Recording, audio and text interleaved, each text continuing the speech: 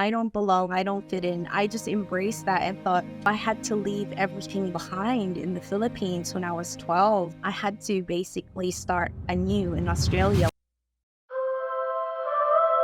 We're so programmed to want the easy or to work for more or to do more. Life is really short and you're not always going to be with the people that you love.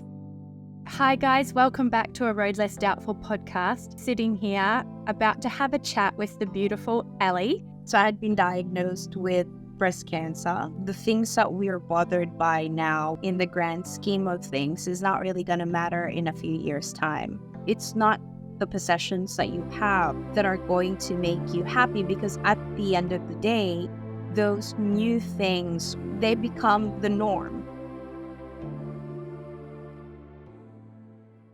Hi guys, welcome back to a Road Less Doubtful podcast. Today I am actually sitting somewhere different. I am in Sydney in my hotel room, but I am sitting here about to have a chat with the beautiful Ellie. I reached out to her not very long ago, but I have been waiting to chat to her, and I think it is just now the perfect timing to have a chat with her. So I would like to welcome Ellie onto a Road Less Doubtful podcast. How are you? Thanks, Emily. How are you? Good. So how are you feeling? I'm good. I'm very good. Yes. So what Ellie is alluding to is that a week ago I had surgery. That's why if any of you are watching this on YouTube, I am sitting here in my what do we call these? My pressure. I called it your magic mastectomy bra. You magic bra. My magic bra. Not a training. Not yeah. I feel like I've gone back to a training bra because there's definitely less in there now, and mine wasn't a full mastectomy. My explant surgery and a bit of reconstruction. So yeah, it's just holding everything in right now, and I really didn't want anything else on top of me, and there's just a lot happening. So yes, I'm in that. Just we're going for comfort and lots of pillows. And I met Ellie back in June, I believe it was. That's correct, isn't it? It was June. When she came into my Emily Wilson Cosmetics salon. I can't remember the timeline, so I'm going to let you kind of just let everyone know how that whirlwind unfolded. But you came in to have your eyebrows tattooed by us, and you were lucky enough to... I was really sad because I came in and saw you really quickly, and I got to have a really small chat, and you just exuded so much warmth, and I believe you made me cry even in that small little window of time. That's what I remember. Yeah. That's what I remember is we had a little cry. Yeah, and that's not what I came in for.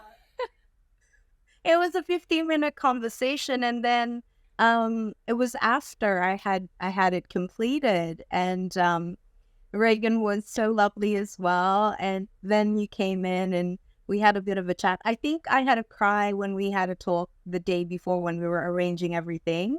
It all happened pretty quickly. So from recollection, what I remember was my breast cancer nurse, Megan. So I had been diagnosed with breast cancer, and I just recently moved to Hobby Bay and, just finished unpacking. And then I had felt this lump in my breast for quite a few months and didn't really take notice of it because I thought I was under 40. I'd never had any problems with my health. And then it just kept nagging at me. So I went to get it checked after I finished unpacking after our big move from Sydney to Queensland, and went to see a new GP. She had me checked straight away. Like on that day, she sent me for a biopsy, and 24 hours later, I was diagnosed with breast cancer. Okay. So it all fell very quickly. And I had met Megan, my breast cancer nurse, who then told me about, there's this lovely lady, her name's Emily, and she does cosmetic tattoos for eyebrows for cancer patients, ladies with cancer. Would you like to have it done? And at that stage, I had already known that I was going to lose all my hair. I'm not sure if you remember, I had like really, really long hair when I met you, I like up do. to my waist long. And I had really thought, oh, I'm gonna lose all my hair. The least I can do for myself is look all right. And so she recommended you, and I called you thinking, oh, it's probably gonna take, 4 weeks.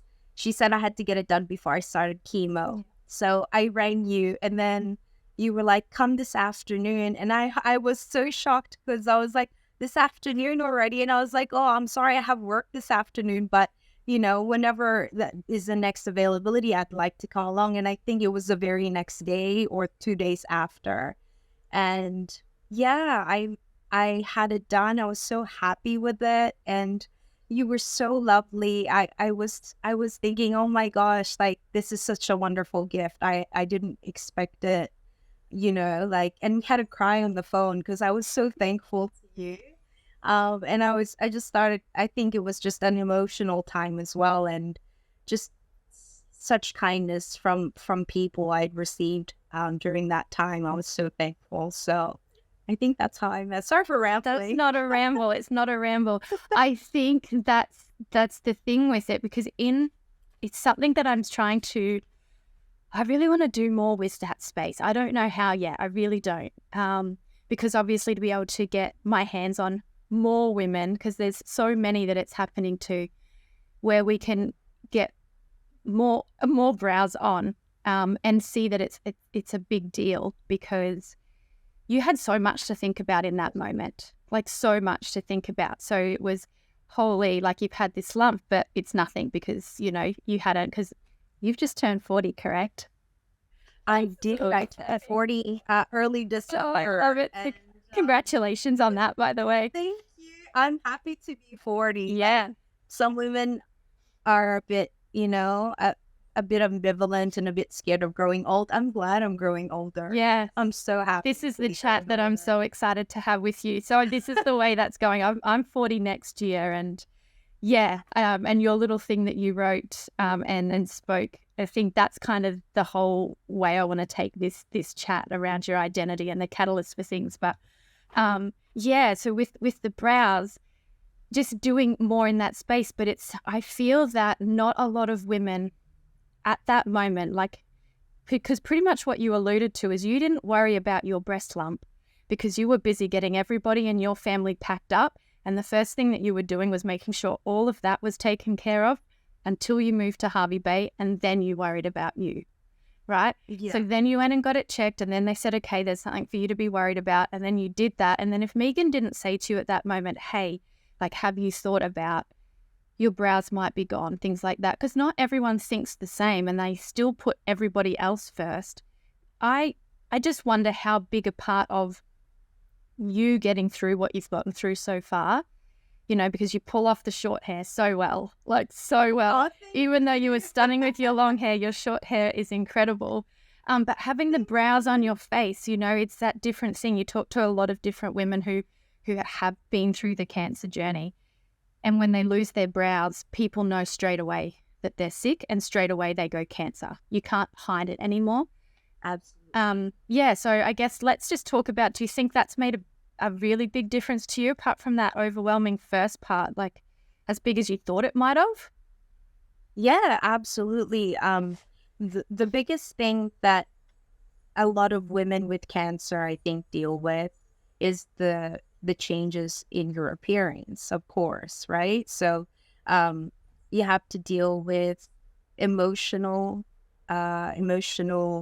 upheavals because of everything that's happening and how you're dealing with it. But also on top of that, you have the physical changes that's happening. It was, I think, having the eyebrows, honestly, made me feel a bit more confident, because I thought there's so many physical changes that are gonna that are going to happen to me. I want to at least feel myself, and I think that having eyebrows kind of lessened that look of feeling sick. I know it's a cosmetic thing and it shouldn't be such a big deal, but I think for a lot of women, it helps. And it is really beneficial for them to feel confident, because when you have um, when you have cancer or breast cancer, from my experience, they talked a lot about what the side effects might be. So because chemo, for example, will you can either lose a lot of weight or you can gain a lot of weight Okay. with breast cancer.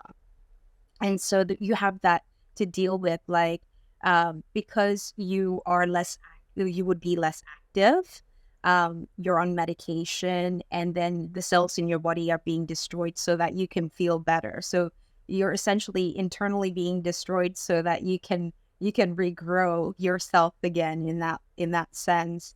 It's a lot to deal with. And then your weight gain, your loss of hair, that's the body image thing is on top of the emotional roller coaster that you're going through, that has also impacted me personally, because I've always tried to look after myself. But ever since like the way that I noticed something was wrong was I gained a, a bit of weight, and I couldn't for the life of me get rid of it. And I was really working out. Well, I'd always worked out, and I'd always try to be as physically active as much as I can.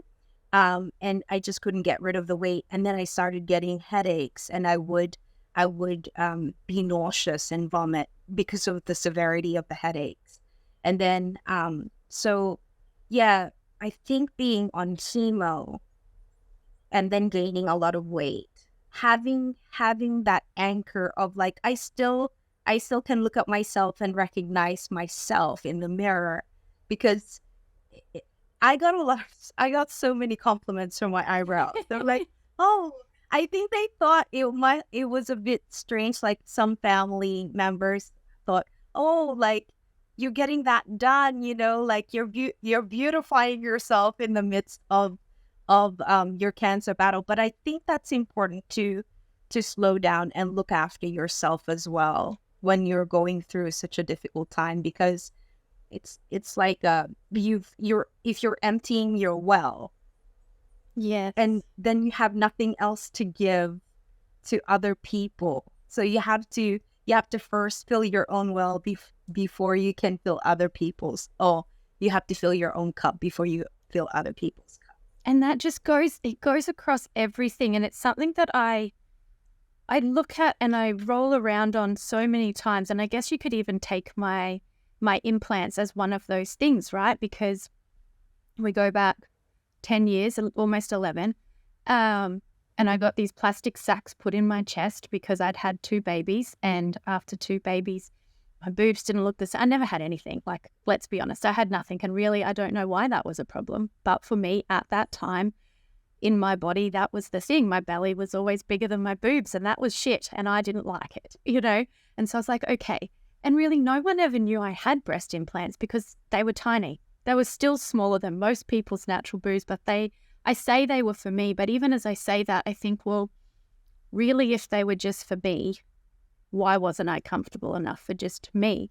But I do actually think they were for me, but I still haven't got to the bottom of that. And it's kind of like what you're saying about the eyebrows, because why do you really need them? Because within you, you're going through something tougher, and yet you look at you the way you see you. So you create this vision of you in your mind of what you look like and how you want to show up every day. And sometimes I kind of liken that.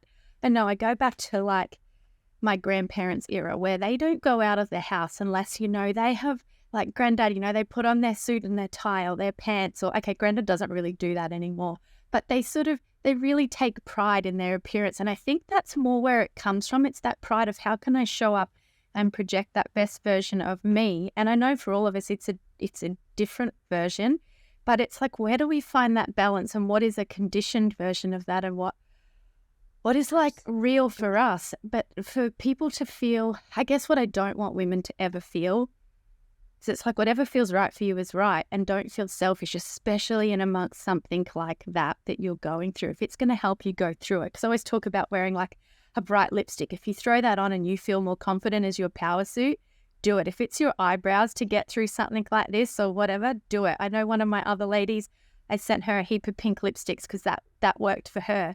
And she wore them to every treatment and that made her feel better. Why? I don't know. When starting my journey of self-discovery, I felt alone and lost. That's why I'm so incredibly dedicated to this podcast and passionate about building you a place of community to help you remember exactly who you were before life got in the way. So with that said, word of mouth is one way we can grow this community. So please share this with your friends and family. And so you don't miss an episode, I'd love for you to tap the subscribe button. Now, let's get back to the episode. I think it's definitely, like you said, doing it for yourself, because at the end of the day, you're the person that you have to live with the most. You're, you have to be comfortable in your skin. It's not, yes, it is about the content of your character and the way that, you're intrinsically, looking after your own soul and your own self. But you also have to project that outside, because that's important as well. We're not just our soul, we're not just our mind. It's like a whole, you're a whole person. And so everything, you need to look after every aspect of yourself, right? And I found that that's how I would justify it is yeah, like you said, you're doing it for yourself, and no matter what the standard is, if you have your own standard to live up to, then you'll always gravitate towards that, because that's what makes you feel unique in yourself. And yeah, I think that's definitely something that helped me out a lot. I like that. It made the transition a lot better. Like it made it, I felt more empowered to cut my hair, for example, because I thought, oh, my face looks all right, like without the long hair. I don't need the long hair now. I've had long hair for ages, so I'm ready for a change. So I think that helped me. Having the brows kind of helped a lot in the way that I managed the transition. You didn't need the brows. I have like the warmest smile there is. So you definitely didn't need that. It added to the confidence. Yeah. Like for sure. It definitely added to like being more confident and not feeling sorry for myself, I guess. Like, but that there are things that, I think the eyebrows more reminded me of so many, like, that people are going to look after you if you ask for help, and there's always people willing to look after you and are kind-hearted enough to show you, oh, look, here's something that you didn't expect to happen, but this is a gift for you. That's mentally how I looked at the eyebrows thing. It was a physical and emotional gift, because it was something that I wasn't expecting, but it turned out really well. So thank you. Oh my gosh, I think that's maybe the most beautiful way anyone has ever said that, or said thank you for that. It's so nice. But we get just as much out of it, because I know Reagan and I spoke about you for I don't know how long after, because especially I think you were supposed to have Reagan, like, even though I was bummed I couldn't do it, I had the kids. I think you and Reagan hit it off with the art chats, and I think that was absolutely supposed to happen, because I know she just loved that conversation with you so much. I'm so glad. Reagan's beautiful. I'm so glad. I loved your studio. I walked in, and before I even walked in, I saw your studio, and I was like, wow, I want something like that. That's so beautiful. And then I walked in and I was like, oh, wow. I was overwhelmed because it was so beautiful, Emily. Like, I thought, oh, this is amazing. And then I was saying to Reagan, we were talking about art, and then I think we were in the back room, at the absolute back room of your studio, and I said, I love it here. It's so zen. Because it has all the bamboo out the back, like tapping on the window. Well, we were kind of talking a little bit around identity there. So I think part of it is like we need to not worry about it changing, right? And expressing how you want to look. Like you said, we're not just the souls, we're not that. And I know you also said to me you like your healing journey. And so I think let's sort of go there now and let's talk about identity and stuff like that with me about to turn 40 and you being 40. And I think you should read it because you have a nicer voice, but I'm going to read the thing you put up with your midlife crisis, reflections, because it was so beautiful. And I think it's so beautiful. You actually presented it with your beautiful voice. So I may not do it justice, but you said, any sudden or dramatic life events can be transformative, which I think is why it's so timely that we're having this chat. As human beings, we are innately programmed to embrace the familiar, avoid high risks, and secure contentment. This, we are assured, brings a happy life. I kind of ad-libbed that. You made that a bit prettier. But what if we can embrace doubt, accept shortcomings, and ease into the shadow part of life to create a deeper meaning for ourselves and others? And I just think that is so beautiful. And I cried when I listened to it because because one, I cry very easily, and two, we're so programmed to want the easy or to work for more or to do more. But when these things come up, it's really quick where we reflect and go, what is just piled onto our life that we don't really need? Why are we working so hard? What are we working for? And what do we love to do? Where do we want to work harder? And what of our values are really the values that we really, truly, truly do want more of, right? So, absolutely. I guess what I would ask you is like the Ellie prior to the diagnosis and the Ellie now, what are the biggest parts and the biggest changes do you think that have occurred? I've always lived life like it was going to run out quickly. I don't know why. I think like I always had a certain sense of urgency. So because I experienced a lot of loss in my family. So I had an aunt. So I never met my auntie. She had 3 kids, and the two of her babies, the 2 elder babies, passed away as soon as she gave birth to them. So this is my dad's eldest sister. And then the 3rd baby that she had died in her uterus, and she died hours. They got the baby out, and she also passed away. And so I'd grown up with a sense of like life could change that quickly, and the people that you love might not always be with you for a long time. And so that her death really stuck with me for so long. And I guess that's also partly why I chose to only have one child, because I had an emergency C-section as well, just like you. Like I was listening to you, and you also had a C-section, right? And so I had preeclampsia, and she had eclampsia. So I just decided, no, it's too scary to put myself through that again.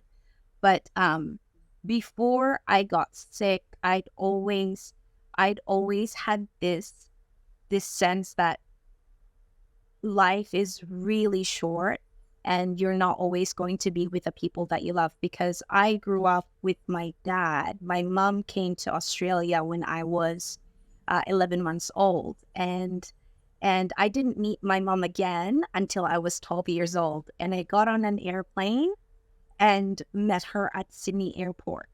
So that was the first time I'd seen my mom since I was a baby. So I grew up with my dad. My dad decided, you know what, you will have a better future in Australia. You should be with your mom so that you can get to know her and spend some time with her. And so I had to leave everything behind in the Philippines when I was 12. Like, I had I had my siblings that were with my dad, and I had to basically start anew in Australia when I was 12. I could hardly speak English. I mean, I understood English, but I couldn't really understand the Australian accent. Up till now, I still speak with an American twang because that's how we're taught in the Philippines, is with an American English. It's probably a good thing. It's less bogan. I've tried, and it just sounds ridiculous. Like, I think I kind of tried to fit in, and so I tried to have an Aussie accent, but I just couldn't get it right. And I was just like, F it. No, I'm just going to talk the way I speak, right? And so I grew up with my mom. My mom is a single mom, and she raised me from 12, and then I ended up living on my own at 19. So I'd always done things. I'd always done things a little bit differently from people that I knew, because I grew up like not being with a mom, and so I was being raised by my dad. It was all those sorts of things that I always felt a bit of an outsider to everyone else. And so instead of kind of dwelling on that and thinking, oh, I don't belong, I don't fit in, I just embraced that and thought, I don't care. I don't belong, I don't fit in, it's all good. And I think that's a gift to not be so wrapped up in being like everybody else. And I think that's how you and I, for example, I think because we're children of divorce, I think, and we're the eldest in the family, we try to carve out our own path and think, oh, it doesn't matter. Like, it doesn't really matter what I'm, whether I fit in or not fit in. I'm just going to do my own thing. And it instills like a natural leadership quality, I think, being the eldest of the oldest born, Absolutely does. Sometimes whether you want it or not, sometimes you want to go against that and you just want to just cruise. And then when you cruise, like I'm sat here and this is lighting my soul on fire doing this. And like I've been sitting here going crazy, crying because I'm doing nothing and not knowing what to do next and where to take things. And that's what my 4 days has been until I sit back in front of this and I have this conversation. So yeah. But yes, firstborns, we just have that. It's like we want to take care of everyone. And then at the same time, it's like, right, how do we get to where we're going? But do you think before, was it more of trying to do things hurried, like how much can I squeeze in to the short time and a push, or did you still do it from because you come across to me really quite just calm and really taking in everything around you, like really soaking life in. Did you do that before as well? Hey guys, if this episode resonated with you, please take a screenshot and share it to your Instagram stories and tag myself at A Road Less Doubtful. And if you're ready to lean into the parts of you that have been hidden away and start your road to less doubt and have way more fun, I'd love for you to join our community of like-minded women who build each other up inside our free Facebook group. Tap the link in the show notes below, and I can't wait to see you on the inside and travel this journey together. I think I did it before, but in a more subdued way. Now I'm like, oh, I'm glad to be here. I'm going to soak up life a lot more and have the experiences. And my mom has a really good term for it. It's like cleanse my soul, cleanse my spirit sort of thing, like, and just start anew. I think the diagnosis and then the operation and just going through such a difficult period really woke me up to realizing life is so short. The things that we are bothered by now, whether it's just the things that are bothersome to us now in the grand scheme of things, is not really going to matter in a few years' time. I realized more so after I got sick that it's really important to do the things that you really want to do and not worry so much about, oh, what's so and so going to think if I do this, or how am I going to be received? Just do what you feel in your heart is right. Always ask, of course, why do I want to do this? Is it what's my reason behind doing the things that I'm doing? But at the same time, don't be held back by what you think other people expect are going to say, or you know, the things that hold you back, don't let that hold you back, because it could be you could leave this world. Nobody knows how much time we have, and the more we put things off, the less we're going to feel like we've lived a full life. And I think that's important to feel. Like, I always, whenever I do things, I think when I'm 90 and geriatric and I don't really remember the things, I'm hoping I get to 90 or 80 or 70 even. But when I'm at that age where I'm retired and I'm starting to forget things, I want to look back at my life and go, I was really productive in my life, or I made some changes, or I've contributed somehow to making someone's life a little bit better than it was before.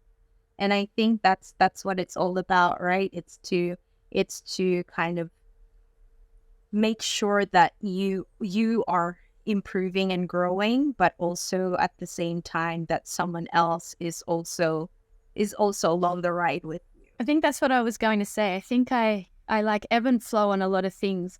I put a quote up the other day, and I'm going to butcher it, but it was something like, make choices that your 80-year-old self and 10-year-old self would be proud of. And I love that. And I think every time Beautiful. Yeah, because every time you come to something where you're really stressed about it, or you're worried about what other people will think, I picture myself on a rocking chair on my front porch, I don't know who would be beside me, but it's like having whoever that person is beside me, because to me, if you're doing it all alone, it's really for nothing. But what will I think of those choices I made? Will I say, like, I wish I had have? And then as my 10-year-old self, will I look at it and go, you should have had more fun? Or, and those two marry together, I just feel like so well, because you'll sit there and go, who did I help along? Or remember so-and-so because we had that chat that day while I was going through, or like whatever it is.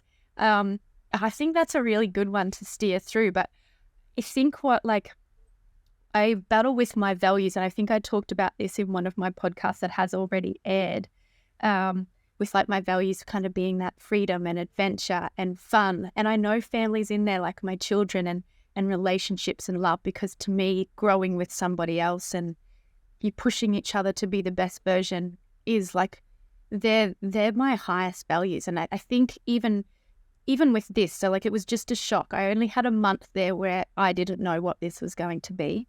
And I've had it with my dad, and then I've had plenty of you women coming in with just those same stories of like giving to everybody else and not filling your own cup up. And then like, holy shit, like, what do I really want to be doing now? I don't want to be, like you said in your thing, that catalyst of like, I don't like what I'm doing. Why was I doing that job? I don't really know what I like doing anymore. All of those things. I think with this, I sort of went, you know what, I'm really pissed that I'm sitting in this room now, but everything I was doing was just getting started again. I was paragliding, I was having the fun, I was doing, I was kind of like, I was traveling, I was finding that balance. I was starting to really live aligned with my values. And really the only place that I think I was letting myself down there was like, I just want a smaller house by the water. I don't want a bigger house. Like, Like, that's kind of it. Like, so I don't know. What about with you? Like, your values, do you feel like they're still the same, or have you refined them down? Is there some real key things that you go, this is fundamentally what I want in my life? Now, this is the things that are non-negotiables that I fill up my cup with. Definitely the importance for me of family and looking at life in a way that, like you said, your 10-year-old self would be proud of and your 80-year-old self would be proud of. I guess for me, the values that I have in terms of looking at what's important in life and really appreciating the time that I have in terms of achieving the things that I want to achieve. It's funny that you said, oh, this happened as I was just having fun, because I've found with the people that I've spoken with that the most challenging things in their lives happen when they're at their peak, like emotional peak, like when they're having a great time. And then, like with me, we were looking forward to the new life, like moving close to the beach, having a relaxed time, having a house of our own. Those were the things that were like, oh wow, we've made it. And then suddenly in a day that changed. But then you come to appreciate more the things that are really important. It's like you said, it's not the possessions that you have that are going to make you happy, because at the end of the day, after a while, those new things, or the things that are exciting now, after a while, and you don't notice, they become the norm, right? So you start getting used to it, and the novelty of things kind of fade away. But if you're constantly working on how can I better myself so that I can be a better mother, a better friend, a better daughter, a better person, a better coworker, then you're on this path of always learning and always growing. And then the things that you want don't necessarily have to be the material, but it's more the experiences, like your amazing adventures. I love seeing you gliding. Is it paragliding? Yeah, paragliding. So cool. Like, did you just take that up this year and you decided this is what I want to do? Yeah, it was absolutely on a whim. Absolutely on a whim. I was supposed to be going to Bali, and I had done a tandem paraglide. And it was, again, just because I saw a guy paragliding and I just said, hey, will you take me? And he's like, yes. And so I did that, and it kind of just set in this, I want that feeling and I want that trust for me. I want to be able to step off and do that for me. And I couldn't find the time. And then it just turned out that the time I was supposed to be going to Bali, the 9 days that I had off were exactly the 9 days of this course. And so when I was driving down to the airport, I stopped in to say hello to them. And they were like, oh, well, the course starts tomorrow. Like, we've got one spot left. And I just started laughing. I was like, that is not funny, because my whole body, and I'm very much about that, like with my human design and stuff, like that feeling of, yes, this is exactly where I want to be. But like, what will everybody else think? Because I was going to let friends down. They were over there already. What would my kids think? Because they were already with their dad. They're going to think I lied. Just so many things went through my head. Whereas I was like, I just really want to do this for me. And I'm so glad I did. And then I found out about this lump 2 days into that course. And so I'm really glad I wasn't in Bali. And I was where I was. But it's very interesting because, like you said, during that 9 days of learning that new skill, I had to watch myself mentally process the feeling of like, one, I didn't have anyone specifically to turn to in that moment. Like, I didn't have my person, but I had so many girlfriends who were amazing and were around that I could talk to.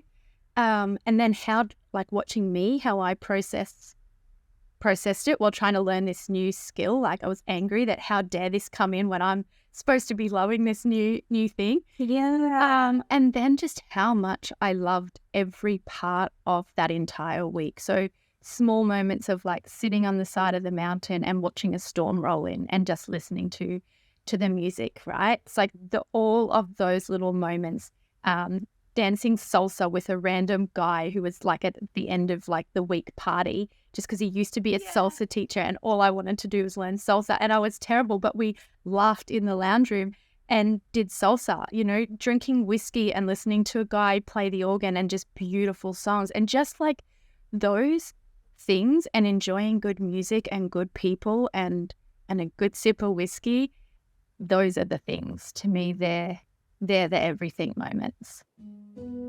Hello, it's Emily here. You guys may have heard me talk about human design and will continue to do so throughout my podcast because it's helped me to expand my life using it as a tool along my journey. If you would like to take your first step on a road to less doubt, then download your own free personalized human design chart by clicking on the link in the show notes. Then, as you follow along on socials or the podcast, you'll be able to integrate this and gain more clarity of who you are and remember who you came here to be. Lastly, I'd love for you to join our community of like-minded women inside our free Facebook group. All links are in the show notes. All right, back to the episode. Do you feel that even though you had that scare, right? So you said you got that scare during the second day, the second day of the course. Do you think that it amplified the feeling of living, like savoring everything, because this is something that's unknown and you don't know what's going to happen, what's in front of you, but you're going to savor what's here now so that you have no regrets later? Yeah. Do you feel that way? So I think that course was already going to be life-changing no matter what, because I had to learn to trust me and be in this uncomfortable setting where I was not the best at anything and my ego was like going wild and all of the things. So it was already going to be one of those weeks where things were going to change and shift anyway. But it definitely, having that scare added a whole nother layer onto. I cried like happy tears. I must have seemed so nuts that week because I was just like this. And yet I was really calm at the same time. And yeah, just so many just amazing moments and good conversations and just great people. And you just noticed everything. You just noticed everything. Yeah. That's exactly how I feel. So you're asking about values. It's like you're forced to savor things because it amplifies that sense that life is not permanent. This time goes faster as you get older. You don't have as much time to do the things that you want to do. So do them now. And I think that's why I love seeing your adventures, because you really exude that I'm gonna take life by the balls and paraglide with a, you know what I mean? Yeah, but you know what? I'm still trying to work out. I'm still really trying to work out because there's a balance between having to earn money and support and, you know, and do the things that you have to do in order to then go and take life by the balls. So you have to then enjoy those mundane tasks. So you've got to make those mundane tasks not so mundane. It's instead of I have to, I get to do mentality. And you have to find the things that you love to do, the things that you're good at and the things that you enjoy doing. Because even though you enjoy work, there are going to be times that it's gonna be tedious and sucky, right? Nothing. That's what I always tell. So I tutor high school kids. Okay. And a lot of them are in the HSC phase of their schooling. So I always say, find the thing that you would love to do, even if it sucks, that you will enjoy the sucky part of it. Because yes, there's not going to be a perfect job for you. There's not going to be a job where you're going to be 100% happy all the time. Sometimes the job that you love is going to really suck on some days, but you have to enjoy that and say this is a challenge and enjoy that mundane part of it. You're absolutely right. Yeah. Well, I love this conversation. Oh, me too. Yeah. I think I have like one more question maybe for this, because I think everyone listening will have loved listening to this so far. I just know they will. But I know you love like healing, and you said growing and, you know, learning more and more about you. So I'm curious, with everything that you are going through and have gone through, what are you doing for you? Like, what is it for you that you've gotten interested in or curious about when it comes to like healing your body and being the best you can be through this, apart from just being so positive and, you know, shiny? Oh, well, thank you. Um, I've always maintained that learning, like continuous learning for me, really helps me stay in the positive mindset, as well as physical, like being physically active. So they always advise, so Cancer Council and the nurses will always say physical activity really helps you recover. And I find that just the simple things of reading a book, and then walking my dog early in the morning and seeing the ocean as we walk, just even really light physical activity helps with my mental health.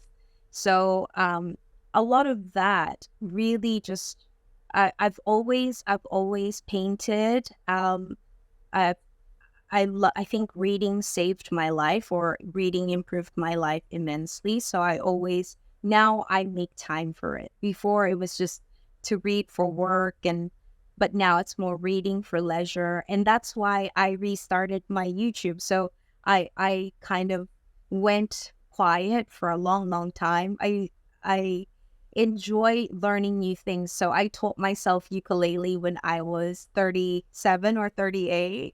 Just learning new things, I think, helps anyone feel better. I think you need to come with me to ukulele club so that I get back into doing my ukulele again, because I really miss my ukulele. Like, I really do, but I need the kick in the bum. You're like my blonde twin, I think. I sort of did it for a while, and then I was like, oh no, I think I want to go with the guitar. So I got a guitar. I was like, it's too many strings, and it's hard. And I love the sound of the ukulele. It's happier. It's happier. It's such a happy little instrument, and it makes me happy. It's like, that's also why I learned it. It's like 4 strings, easy to do. So I think learning new things, whatever it is, I try to challenge myself. Like, I'm not as physically active as you, because I have, because, it's hard to be physically active when you're just recovering, but I'm hoping to be physically active. But you inspire me in so many ways, in terms of like just going for it, and just, I think learning, never stopping learning, whatever your interest is, really helps mental health. Yeah. So I think that's generally what I would say keeps me alive. I love that. I think that's great, because I think, isn't that the saying anyway? Once you stop learning, you're dead. Like, that is the saying. Like, if you can't be bothered learning and you're not learning anything each day, then what is the point? Yeah, absolutely. I think life is here to. I think life itself is a lesson, right? So everybody has different lessons and different subject matters that they specialize in. But at the end of the day, you have, like, I like looking at life as if you're going through school, but it's your own sort of life school, that you choose your own subjects, and you choose, you choose your teachers, really. So yeah, and most of the time you're on your own to learn, right? Yes. And then, but it's cool, because when you start choosing to not care what other people think and start really looking into you, then the teachers that show up are other people that are more like you, and then you just get all of this cool stuff reflected back, and then class becomes a lot more fun. Amazing. Like I found my beautiful blonde twin who's a year younger than me, but only 6 months. Like it's only 6 months. It's okay. It's not even a year. but I'm just, yeah, you're absolutely right. I think the more that you get to know yourself, the people that you gravitate towards, or the people that end up surrounding you, are people with the same sensibilities and the same interests, or just the same sensibilities. Not necessarily everything about you guys will be the same, but you have these values that align. And I think that makes life richer. Not necessarily that everybody has to be the same, but that you're surrounding yourself with people who enrich you rather than who will, not really contribute anything positive, sort of thing. So yeah, I'm just amazed. Well, I mean, from the moment that you phoned to doing your brows, and then come full circle. Now I'm in Sydney, where you used to be in Sydney, and you're in Hervey Bay, and I'm going through this, and mine is nothing on what you are going through and what you went through. And yet, you've touched base with me and you've checked in, and really like relative strangers, and yet that's not how it feels. And so that's an energy transfer, and that's really beautiful. And so I think that's what it's about. So thank you. Thank you so much. You're so beautiful. Thank you so much for having me participate, and more power to you. This is an amazing platform that you're building, and I know that you're gonna do amazing things. Well, I think you need to be doing more with your YouTube. So can you please tell people where they can find you on Instagram and where they can find you on YouTube as well, so that when you write more of your poetry and your beautiful words and your probably a book, I feel like you're going to be writing a book. So can you let them know, please? Thank you, Emily. So you can find me on ArtsyMamaBee on Instagram and YouTube. And yeah, that's pretty much all the platforms that I'm on at the moment. Yeah. Perfect. Well, we'll put everything in the show notes below. So if you do want to find Ellie, you can find her there, and you can start following along her art stuff, her journey, her YouTube, her whatever. But I hope you guys loved our conversation as much as I enjoyed having this conversation today. And we'll chat to you on the next podcast. See you guys later. Bye.